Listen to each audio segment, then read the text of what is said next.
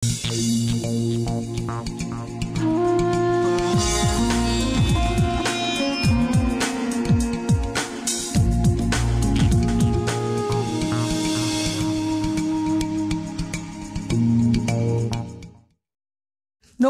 আপনাদের সবাইকে স্বাগত জানিয়ে আমরা শুরু করছি আজকের অনুষ্ঠান সুভাষ শাস্ত্রীর অনুষ্ঠান, যার কথা জ্যোতিষের বেদবাক্য, যার কথা আপনার ছকের শেষ কথা। অবশ্যই সুভাষ শাস্ত্রী মানেই আমার আপনার বিশ্বাসযোগ্যতা, কেননা সুভাষদা মানেই আমাদের অনেক কিছু জেনে নেওয়া। সুভাষদা, একটা কথা জিজ্ঞাসা করি, আপনি বা প্রায় 4টে দশকের দোরগোড়ায়, তাই তো? 3টে দশক পার করে ফেলেছেন, 38 ইয়ার্স আপনার এই পেশাগত জীবন, 3টে দশক পার করে ফেলেছেন। তো যেটা প্রশ্ন আপনার কাছে সেটা হচ্ছে যে কি দেখলেন, পরিবর্তন কি দেখলেন? প্রচুর পরিবর্তন। মানুষ আগে বড় রোল বানাতো, বাড়ির ঠাকুর মশাই এসে একটা বড় রোল বানিয়ে দিত। রোলের মধ্যে আমরা কিছু বুঝতে পারতাম না। ছেলে মেয়ের ছবি আঁকা থাকতো, গণেশের ছবি আঁকা থাকতো, তারপর একটা স্ট্যাম্প দিয়ে একটা ছেলে কিংবা মেয়ের একটা ছবি আঁকা থাকতো। তার সাথে যেগুলো লেখা থাকতো সেইগুলো আমরা কিছুই প্রায় উদ্ধার করতে পারতাম না। এই জ্যোতিষটা ছিল বাড়ির যারা পুজো করে ঠাকুর মশাই, তাদের আন্ডারে ছিল একটা রোল। সেটা খুব যত্ন করে লাল কাপড় দিয়ে বেঁধে এবং একটা হর্তকি দিয়ে ওটাকে রাখা হতে, পোকা না লাগে, হলুদ কাগজে। এই হচ্ছে জ্যোতিষের জায়গা ছিল। টাইম টু টাইম সেটাকে আপডেট করা, সাড়ে সাতির প্রভাব আসছে কিনা, সেখানে তার ইনিশিয়ালি কি আসতে চলেছে। কালকে কয়েকদিন আগের একটা অনুষ্ঠানে তুমি আমাকে জিজ্ঞেস করেছিলে জ্যোতিষে একটা মানুষের সম্বন্ধে কতটা বলা যায়। তাই বললাম যার যেমন যোগ্যতা সে তেমন বলা যায়। বলা তো সবটাই যায়, আমার যতটা যোগ্যতা আমি ততটাই বলতে পারবো। এই বলা না বলাটা সবটাই অ্যাজ পার হরোস্কোপের মধ্যে রয়েছে। এটা আমার যোগ্যতার মধ্যে পড়ছে যে আমি আপনার ছক দেখে কতটা আপনার মধ্যে ঢুকতে পারবো। না, আমি শুনছি এখানে তাহলে বলা হচ্ছে যে আপনি যেটা বলছিলেন সেটা হচ্ছে যে একটা সময় রাজজ্যোতিষী থাকতো আমাদের রাজ দরবারে, তারপর একটা পুরোহিতে চলে গেল। তার মুঘল সাম্রাজ্যেও দেখেছি কিন্তু জ্যোতিষীর একটা ভূমিকা ছিল। তারপরে যখন আস্তে আস্তে আমরা আধুনিক হতে থাকলাম তখন সেটা পুরোহিত শ্রেণীর কবজা করলেন জ্যোতিষ চর্চাটাকে। কিন্তু পরবর্তীতে দেখলাম নব্য জ্যোতিষ সমাজ যখন এলো, যে সময় জ্যোতিষের মূল জায়গা যেটা শুরু হয়েছে আমাদের মূলত আমি বলছি আপনাদের, যাদের বন্যার সময় যেখানে ছিল সেগুলো কি হয়েছে, ওগুলো মোটামুটি হরস্কোপ পাওয়া যায়নি। বন্যায় ভেসে গেছে, 78-এর বন্যায় আমার মনে আছে প্রচুর লোকের ডকুমেন্টসই চলে গেছে। 78-এর বন্যা, আমি যেখানে থাকতাম ওখানে এত পর্যন্ত হাঁটু পর্যন্ত জল উঠেছিল, জিনিসপত্র সব উঁচু করে রাখা হয়েছিল। কিন্তু 80 থেকে একটা রেগুলেশন শুরু হয় জ্যোতিষে, পার্সোনালি জানা এবং টাইম টু টাইম তাকে গাইড নেওয়া এবং কিভাবে কি হবে। 90-এর দশকে এসে আমার কাজ শুরু, 90-এর দশকে, মানে তোমার এই 89, 88, 89 থেকে শুরু। বন্যা 78-এ হয়েছিল, আমার 88-এর পর থেকে কাজ করা শুরু। এবং আমি দেখেছি 90, এই যে ধরুন আপনারা গোচরটাকে প্রাধান্য দেন, আপনি দশা অন্তর্দশা প্রত্যন্ত দশাকে প্রাধান্য দেন, এবং তার সঙ্গে সঙ্গে যেটা প্রাধান্য দেন বিভিন্ন নক্ষত্রের, এই নাক্ষত্রিক ব্যাপার। নক্ষত্রই হচ্ছে মেন রিমোট, নক্ষত্র হচ্ছে মেন রিমোট যেখানে যে কিনা আপনাকে চালিত করছে। নক্ষত্রের মুভমেন্টটা দেখুন, হরোস্কোপে মেটেরিয়ালস কিন্তু এক। সুভাষ শাস্ত্রী যা বলছে, এক্স শাস্ত্রী যা বলছে তা মিলছে না। কেন মিলছে না? প্রথম হচ্ছে, তা বলে কি হরোস্কোপটা চেঞ্জ হয়ে গেছে আমার জন্য? ওর কাছে গেলে কি চেঞ্জ হয়ে যাবে? না, চেঞ্জ হবে না। মিলছে না এই জন্যে যে ও হাউস দেখে যাচ্ছে। মানে মূলত জ্যোতিষে কি হয়, হাউস টু হাউস বিচার হয়।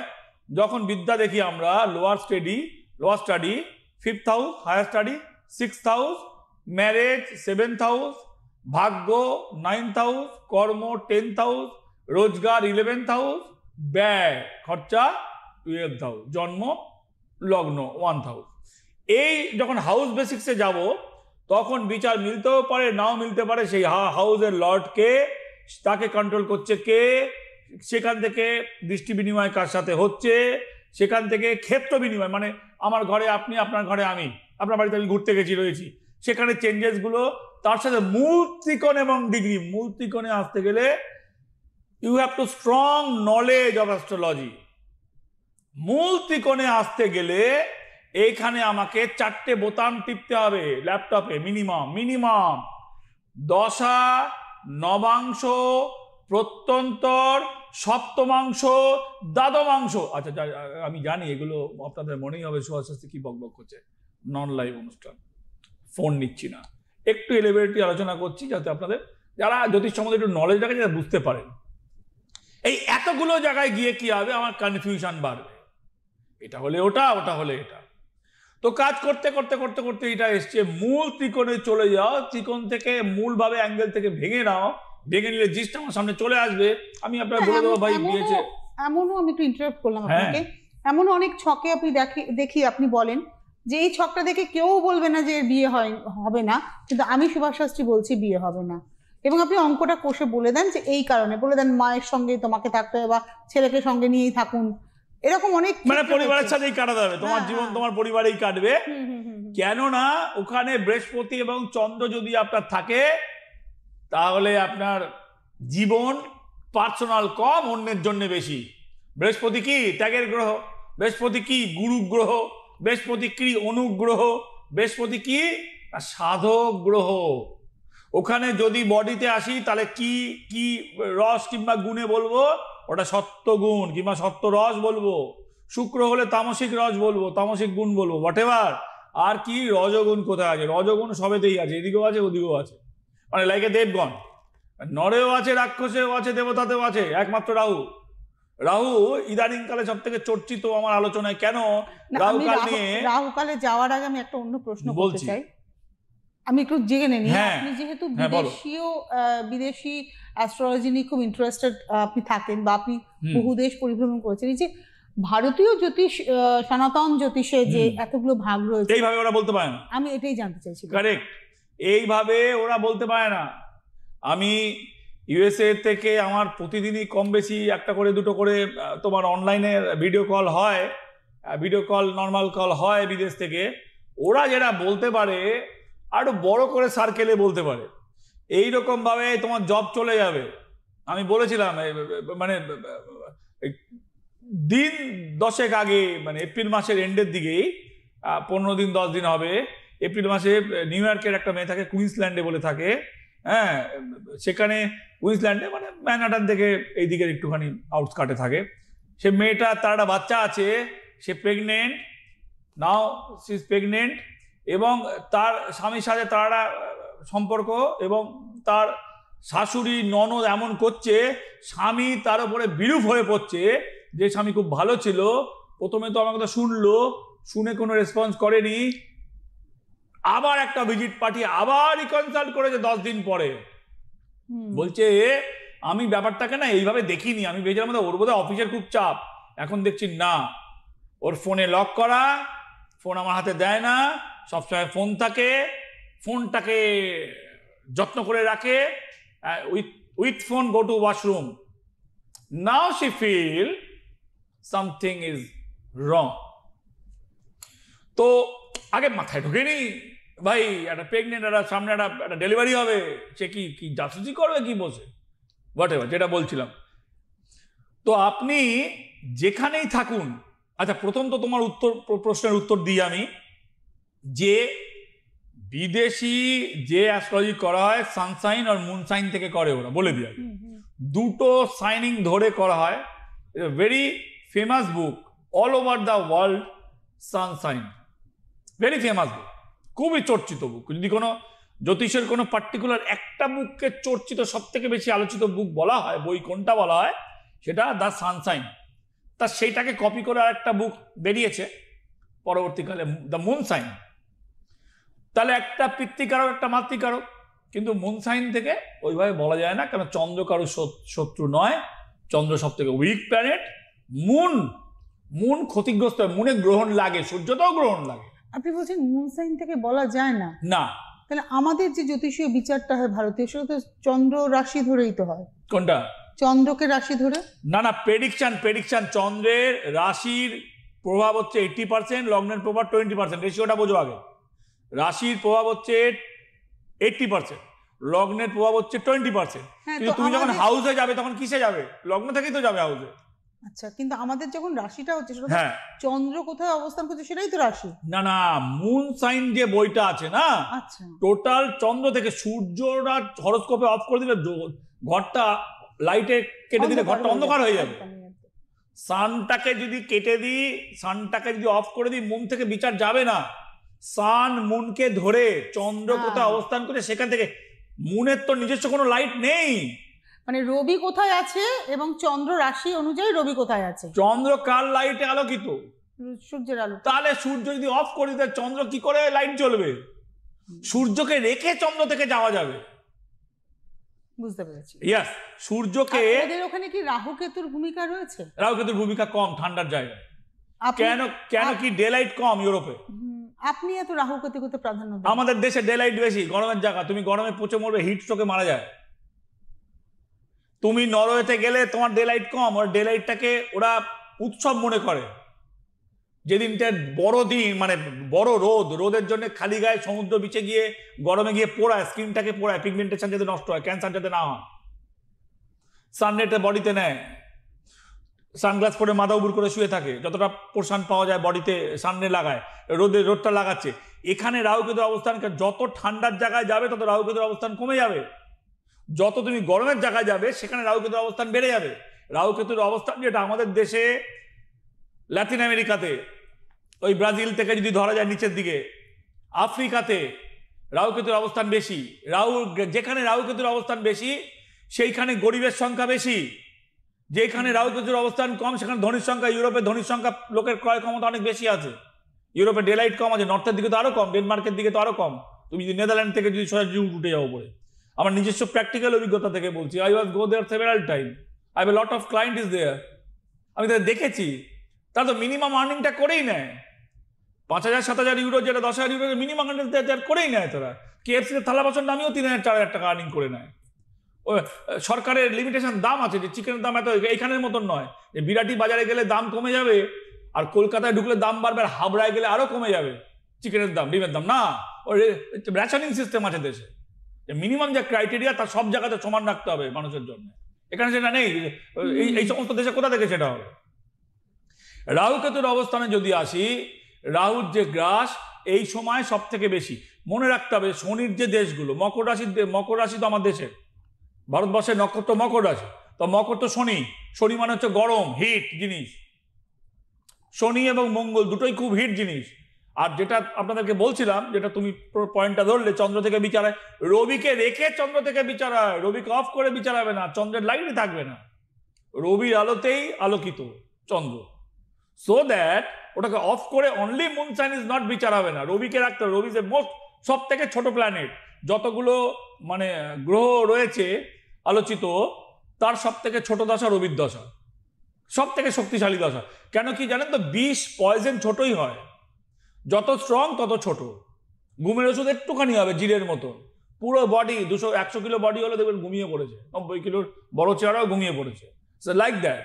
আর আপনি অন্য ওষুধ খাবেন, ভিটামিন দেখবেন এত বড়, আয়রনের ওষুধ এত বড় মোটা কালো হবে, ঘুমের ওষুধ এইটুকুন জিরের মতন হবে। কেন কি, রবি পাওয়ার, রবি মিন শাইনিং, রবি মিন গ্লোয়িং, তো পাওয়ার, গ্লোয়িং, শাইনিং যার মধ্যে রয়েছে সে কি বড় হবে? যা কিছু ভালো তা কিছু ছোট। ওই চিপ, মোবাইলের চিপ, যত স্ট্রং তত ছোট চিপ, ও বড় হবে না, সব ওর মধ্যেই রয়েছে, লাইক দ্যাট। যেটা বলছিলাম যে ইদানিং কালে সব থেকে চর্চিত রাহু কালের টাইম, সব থেকে চর্চিত।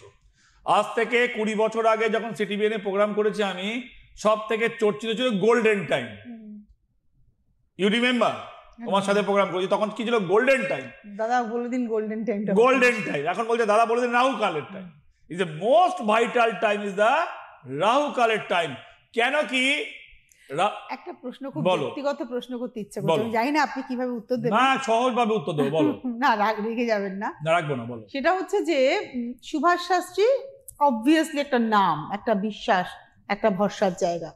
সুভাষ শাস্ত্রী মানে হলুদ সুতো, সুভাষ শাস্ত্রী মানে নানাবিধ উপাচার, কালো তিল, সর্ষের তেল, সুভাষ শাস্ত্রী মানে চুম্বক এবং আয়না, উপাচার, ম্যাগনেট। হ্যাঁ, উপাচার কি সুভাষ শাস্ত্রীকে হাইলাইট করলো, নাকি শনির 7.5 সুভাষ শাস্ত্রীকে হাইলাইট করলো? এটা খুব জানতে ইচ্ছে। দারুণ কথা, পলিটিক্যাল, খুব tactical, it's a very tactical question, critical question, মানে মানে খুব হাই লেভেলের মানে ইন্টেলিজেন্সি ছাড়া এরকম কোয়েশ্চেন কে কাকে হাইলাইট করেছে, মানে যেটাই বলবো বাকিটা পড়ে যাবে। না আমার খুব ইচ্ছে করে, আমি একটা ট্যাকটিক্যাল উত্তর দিতে না আমি বলি সুভাষ দা, একটা সময় ছিল মানে মানুষ এখনো মানুষ আপনার উপাচার পাওয়ার জন্য পাগল। জ্যোতিষের প্রোগ্রাম করছে, পলিটিক্যালি কোশ্চেন করেছে, ট্যাকটিক্যাল কোশ্চেন করেছে, ভেরি স্ট্রং এবং খুবই ট্যাকটিক্যাল কোশ্চেন করেছে। কে কাকে হাইলাইট করেছে, সুভাষ শাস্ত্রীকে না একে? না আমি বলি, আমি কেন বলছি, আমি আপনার সাথে দীর্ঘদিন মানে 20 বছর আমার 25 বছরের কেরিয়ার, আমি 20 বছরের বেশি সময় আপনার সাথে অনুষ্ঠান করছি, নানান সময় নানান রকমের। হ্যাঁ, কিন্তু বিষয়টা হচ্ছে যে আমি দেখেছি আপনার অনুষ্ঠানে মানুষ উপাচারের জন্য ফোন করেন, আপনার অনুষ্ঠানে মানুষ ফোন করে বলেন উপাচার করে খুব ভালো আছি সুভাষ দা, আপনাকে ভগবানের মতো মানেন, আপনার প্রতিকার তাদের সাথে কথা বলে। আবার আমি দেখেছি আপনি মানুষটা শনির সরস্বতীকে নিয়ে যেভাবে, যখন কেউ বলতেন না তখন শনির সাথে আপনি বলতেন, তখনও বলেছেন, আজকে এখনো বলছেন। তো এই জায়গাটা একটু আমি মজার ব্যাপার হচ্ছে, হ্যাঁ খুব ভালো কথা, মজার ব্যাপার হচ্ছে যে আমি জ্বলেছি, যত জ্বলেছি ততই বলেছি।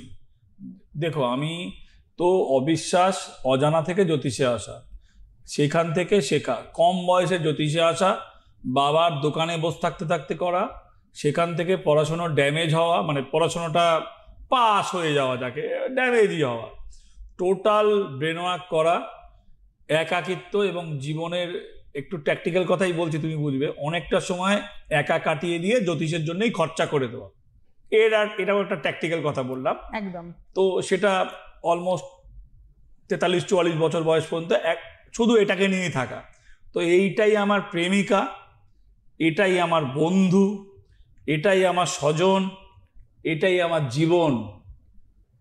তাই যার সাথে এতগুলো বছর 43-44 বছর বয়স পর্যন্ত সঙ্গ করা যায়, সে তো জড়িয়ে যায়, সে তো আর বেরোয় না। বলে লম্বা প্রেম করা কিংবা যারা লম্বা সাংসারিক জীবনে, যাদের মা বাবা অনেক দিন বেঁচে ছিল, বলে না সে ছাড়া এ চলে গেলেই ও চলে যাবে, মানে একটা কেমন একটা হয়ে যায়। আমার নিজের বাবা মায়ের ক্ষেত্রে 4 বছরের মধ্যেই দুজন চলে গেল, বাবা চলে যাওয়ার পরে অটোমেটিক সুস্থ মানুষ চলে গেল। যাই হোক, সেটা আমি একটু সেন্টিমেন্টাল হয়ে পড়েছি।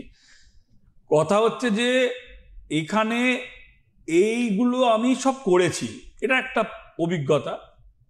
তুমি যদি কিছু নিয়ে চর্চা করো আর তাই নিয়ে প্রোগ্রাম করতে যাও, তোমার প্রশ্ন করতে অনেক সুবিধা হবে। তোমার চর্চা পড়া সাবজেক্ট, তাহলে স্ক্রিপ্ট ধরতে তোমাকে হচ্ছে না, লাইক দ্যাট। করে বলেছি, সময়ের কলকে মাথায় রেখেছি, টাইমের সাথে নিজেকে সময়।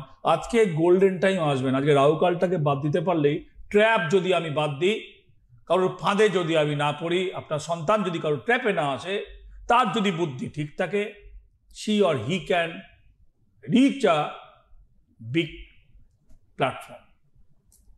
ট্র্যাপে পড়া, নিজের বুদ্ধি নাশ হওয়া, প্রলোভনে পা দেওয়া, এবং আমার মনে হয়েছে ইদানিংকালে এই রাহুর এই গ্রাসগুলো থেকে বহু ছেলে মেয়ে বিয়ে করছে, একটু দাঁড়িয়ে নিয়ে বাচ্চা করব, তারপরে আর তার বাচ্চা আসছে না।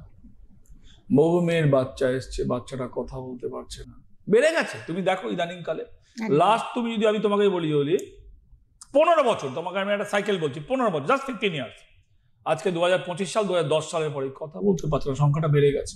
তুমিও দেখতে পাবে কোনো না কোনো জায়গায়, এখানে হোক সেখানে হোক, এরকম দেখা যাচ্ছে বাচ্চাটা 4 বছর, সব ভালো কথা। মানে আমরাই যখন ছোটবেলায় দেখতাম, কত দূরে যেও না তুমি, না সেরিব্রাল পলসি একটা ব্যাপার আছে, কিন্তু হ্যাঁ পালসের টিকার জন্য টিকা, না সেরিব্রাল পলসি একটা ব্রেনের একটা নিউরোলজিক্যাল প্রবলেম, তার আগে পোলিও ছিল, কিন্তু ইদানিংকালে অটিজম, এই অটিজম ব্যাপারটা তো আগে শুনতামই না। মোবাইল ফোন কানে নিয়ে পেটের ওপর রেখে কন্টিনিউ কথা বলছে, হোয়াটসঅ্যাপ করছে, জগৎটাই। বাচ্চারাও পড়াশোনা করছে, হোয়াটসঅ্যাপেই আসছে স্কুল থেকে, ল্যাপটপ, ফোন। সব থেকে বড় ডিজিটাল যে গ্রাস, এটা রাহুর গ্রাস, এর প্রভাব গর্ভজাত সন্তানের উপরে পড়ছে। এর প্রভাব কোথায় পড়ছে?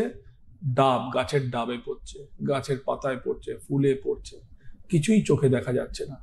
তো এই গ্রাস থেকে বাঁচতে হবে কি করে, আমি সব বিভিন্ন সময় বলি আপনাদেরকে। রাহু গ্রাস থেকে, রাহুকালটা জেনে নিন। রাহুকালে সহবাস করলে সেই বাচ্চা, এখন তার পোলিও বাচ্চা হবে না, সেই বাচ্চা কিন্তু আপনার কথা বলতে পারবে না।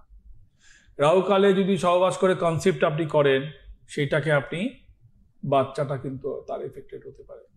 শুভ কাজ স্টার্ট করবেন না, কন্টিনিউশন থাকলে সেটা শেষ হতে পারে। রাহুকালে খেলে পেটের প্রবলেম সারে না। ইউ শুড রিমেম্বার, যেখানেই থাকুন, পৃথিবীর যে প্রান্তেই থাকুন, এগুলো মেনটেন করবেন। তবে দেশ যদি আমি কান্ট্রি ওয়াইজ ভাগি, তাহলে ভাঙলে আমার রাহুকালের গ্রাস তৃতীয় বিশ্বে বেশি, গ্লোবের যে হাফ পার্টের নিচের পার্ট সেখানে বেশি, আপার পার্টে কম। এশিয়াতে বেশি, এশিয়াতে বেশি, লাতিন আমেরিকাতে বেশি, আফ্রিকাতে বেশি। গ্লোবের নিচে যে পার্টটা সাইকেলটা রয়েছে উপরের দিকে ভারতবর্ষে অনেক বেশি, অনেক বেশি। যে দেশের দুদিকে সমুদ্র, ফ্রান্সেরও কিন্তু দুদিকে সমুদ্র, স্পেনেরও কিন্তু অলমোস্ট দুদিকে সমুদ্র, বলছি ইতালিরও দুদিকে সমুদ্র রয়েছে, দুদিকে সমুদ্র, কিন্তু গ্লোবের নিচে তারই ওপরে 100% এফেক্ট। দুদিকে সমুদ্র, গ্লোবের আপার পার্টে রয়েছে যেখানে বরফ পড়ে যায় পুরো দেশে, ঠান্ডা -ডিগ্রি হয়ে যায়, বরফ পড়ে সেখানে কম। কেন? ঠান্ডার প্রভাব বেশি থাকলে রাহুর প্রভাব কম হয়। রাহুর মেটেরিয়ালটা কি? লোহা। লোহা কোথায় হয়? লোহা মাটির নিচে হয়। দেখবেন বিদেশে জার্মানিতে স্টিল বিখ্যাত, লোহা নয়। লোহা কোথায় হয়? তুর্কিতে বেশি হয়, ভারতে বেশি হয়। ওখানে লোহা আয়রন হয় না, কম, খুব কম। ওখানে স্টিল পাওয়া যায়। তার মানে কনভার্টেড টু লোহাটা খনিজের নিচে স্টিল, ভালো উন্নত মানের স্টিল ওঠে, কিন্তু ওখান থেকে লোহা ওঠে না। একটা প্রশ্ন খুব করতে ইচ্ছে করছে সুভাষদা, সেটা হচ্ছে যে এই যে রাহু নিয়ে আপনি কথা বলছেন, আমাদেরকে অ্যালার্ট করেছেন। 2024 সাল থেকে আপনি রাহুর আলোচনা করেছেন, রাহুর নক্ষত্রকে গুরুত্ব দিয়েছেন। 2025-এর আমরা অলমোস্ট 4 মাস ক্রস করে ৫ম মাসে রয়েছি। রাহুকে কিন্তু আপনি আলোচনা থেকে দূরে সরাচ্ছেন না, বরঞ্চ আরো সরানো যাবেই না।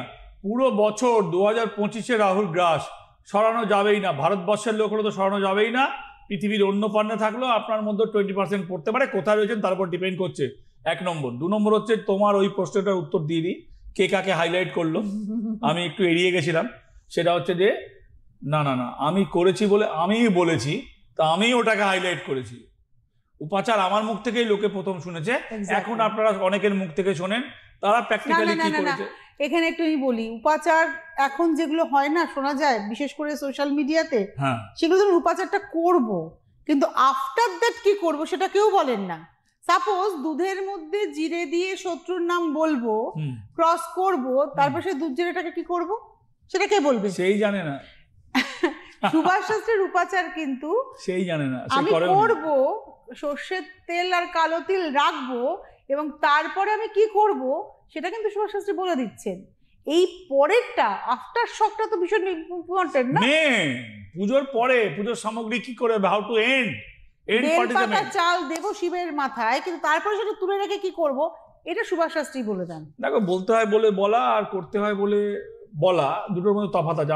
আমাকে করতে হয়ে বলা, আমি মুখস্থ, আমি জানি, আমি কণ্ঠস্থ। আর বলতে হয় বলে বলা, কিছু মাইলেজ পাওয়ার জন্য বলা। বাদ দিচ্ছি ওই প্রসঙ্গ থেকে। আপনারা যারা বুদ্ধিমান লোক, আপনাদের উচিত কোনো কিছু দেখলে সেটা কন্টিনিউ ফলো করা, সেটার উপর নিজস্ব কিছু বুদ্ধি ইমপ্লিমেন্ট করা, স্টাডি করা, দেন সেখানে মুভ করা। এটা আপনাদের মিনিমাম এটা থাকা উচিত। তাহলে আপনারা আপনিও রাহুর ফাঁদে পড়বেন না। রাহুর ফাঁদ সব জায়গাতেই আছে। তো আপনার কপালের ফাঁদ দেখতে হবে, রাহু কালের মধ্যে রয়েছে। রাহু কালে তো ফাঁদে পড়বেনই আপনি, 1। 2 হচ্ছে যে রাহুর জন্যে ঘরের যেখানে বাস্তুতে রয়েছে, ভাই দেখুন, এখানে যদি চণ্ডী পাঠ করেন, চণ্ডীর যদি ঘট স্থাপনা করেন, তাহলে আপনি ভালো ফল পেতে পারেন। যদি নিজের বাড়ি হয়, বাস্তু মানে ফ্ল্যাটও বোঝায়, এখন ফ্ল্যাটই বেশি বোঝায়, কিন্তু বাড়ি হলে চণ্ডীর ঘট আপনি স্থাপনা করতে পারেন বাড়িতে, চণ্ডী পাঠ করতে পারেন, অপরাজিতা দেবী অপরাজিতা চণ্ডীর পাঠ করতে পারেন, তাহলে আপনি রাহুর জন্য ভালো ফল পাবেন। এর জন্য সুভাষ শাস্ত্রীর কাছে আসার কোনো প্রয়োজন নেই। নর্থ ইস্ট কোণে সেটা প্রতিষ্ঠা করতে হয় ঘরটা, চণ্ডীর ঘরটা। এটা আজকের যেটুকু সময় আছে তাতে আমি শুনে খুব একটা মানে বুঝে উঠতে পারবো না, বা আমার দর্শকরাও বুঝে উঠতে পারবেন না। আজকে আমরা এখানে শেষ করব অনুষ্ঠানটা। মায়ের আশীর্বাদ, গুরুদেবের নির্দেশে সুভাষদার এই পথে হাঁটা, তার কথা জ্যোতিষের বেদ বাক্য হয়ে ওঠা, আপনার ছকের শেষ কথা সুভাষ শাস্ত্রীর কথা। এবং সুভাষ শাস্ত্রীর কোনো ফেসবুক অ্যাকাউন্ট নেই। আর সুভাষ শাস্ত্রী একমাত্র সেই মানুষ যিনি বলেন যে আপনার কাছে যদি সুভাষ শাস্ত্রীর আগের দেওয়া রেমেডি থাকে, তাহলে সেটাকে আপনি পরিবর্তন করতে পারেন নির্দিষ্ট কিছু ক্ষেত্রে, অনেক ক্ষেত্রে, 4টে বাদ দিয়ে অনেকগুলো ক্ষেত্রে। তো অনুষ্ঠান চলতে থাকবে সুভাষদার সাথে, এইভাবে আমরা এগিয়ে যাব। প্রত্যেকটা এপিসোড আমাদের কিছু তো দিয়ে যায়। অনেক ধন্যবাদ সুভাষদা আপনাকে, এবং অবশ্যই ধন্যবাদ আপনাদের। নমস্কার। জ্যোতিষ হলো বেদের অঙ্গ, আর সুভাষ শাস্ত্রীর কথা জ্যোতিষ জগতে বেদ বাক্য।